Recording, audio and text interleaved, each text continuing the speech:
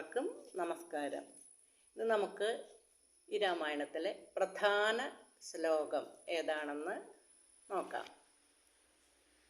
വാൽമീകി രാമായണത്തിലെ രാമം ദശരഥം വിദ്ധി മാം വിദ്ധി ജനകാത്മജാ അയോധ്യാമടവിം വിദ്ധി ഗച്ഛതാത യഥാസുഖം എന്നതാണ് ആ ശ്ലോകം. അത് നമ്മുടെ കിളിപ്പാട്ടിലെ രാമനെ നിത്യം ദശരഥനെന്നുള്ളിൽ ആമോദമോടു നിരൂപിച്ചു കൊള്ളണം, എന്നെ ജനകാത്മജയെന്നുറച്ചുകൊൾ പിന്നെ അയോധ്യയെന്നോർത്തീടവിയെ. അതാണ് നമ്മുടെ കിളിപ്പാട്ടിലുള്ള ശ്ലോകം. രാമം ദശരഥം വിദ്ധി, രാമനെ ദശരഥനാണെന്ന് അറിയുക. മാം വിദ്ധി ജനകാത്മജ, ജനകാത്മജയായ സീതയെ അമ്മയെന്ന് കണക്കാക്കുക.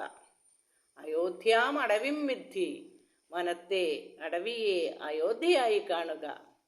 ഗച്ഛതാത യഥാസുഖം, അങ്ങനെ എൻ്റെ മകനെ നീ സന്തോഷമായി മുന്നോട്ട് പോവുക എന്നാണ് സുമിത്രാദേവി ഈ വരിയിലൂടെ ഉപദേശിക്കുന്നത്. ഇത് ഈ വരികളുടെ സാമാന്യാർത്ഥം. ഇനി രാമം ദശരഥം വിദ്ധി, ദശരഥം എന്ന് പറഞ്ഞാൽ ഒരുപാട് അർത്ഥങ്ങളുണ്ട്. ഈ പ്രപഞ്ചം, ശരീരം എന്നെല്ലാം അതിലേറ്റവും ചെറിയ അർത്ഥങ്ങളാണ്. അപ്പോൾ ആ ശരീരത്തിലെ, പ്രപഞ്ചത്തിലെ എല്ലാ പ്രവർത്തനത്തെ നിയന്ത്രിക്കുന്നത് രാമനാണ്. പിന്നെ മാ വിദ്ധി ജനകാത്മജ, മാ എന്ന് പറഞ്ഞ അമ്മ, അമ്മയോട് ആണ് ഒരാൾക്ക് ഏറ്റവും കൂടുതൽ ബന്ധം. അതുപോലെ തന്നെ പ്രപഞ്ചത്തിനെ അമ്മയായി കണ്ട് സന്തോഷത്തോടുകൂടി മുന്നോട്ട് പോവുക.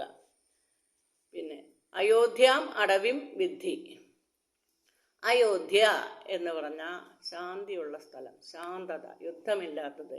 അടവിയിലാണെങ്കിലോ ധാരാളം ഭീകരതയും സംഘർഷവും ഭയപ്പെടുത്തുന്ന അന്തരീക്ഷമൊക്കെ അല്ലേ. അപ്പോൾ ആ അടവിയെ അയോധ്യയായി ശാന്തിയുള്ള സ്ഥലമായി കണ്ട് എൻ്റെ മകനെ നീ മുന്നോട്ട് പോവുക എന്നാണ് ഈ ശ്ലോകത്തിൻ്റെ സാമാന്യാർത്ഥം. അപ്പോൾ എല്ലാവർക്കും നമസ്കാരം. ഹരി ഓം.